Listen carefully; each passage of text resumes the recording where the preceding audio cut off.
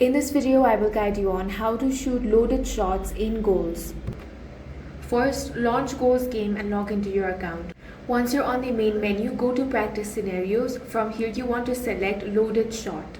Now to perform a loaded shot, for mouse and keyboard players, hold the left mouse button until the shot power reaches at least 85%.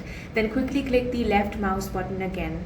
For controller players, hold the B button until the shot power reaches at least 85%. Then quickly tap B again to trigger the loaded shot.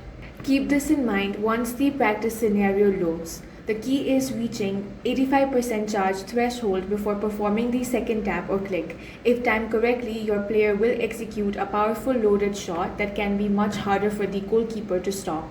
Practice the timing a few times in matches or training and you'll be able to perform loaded shots consistently. That's all for this video. If you found it useful, make sure to hit the like button and subscribe for more videos like this.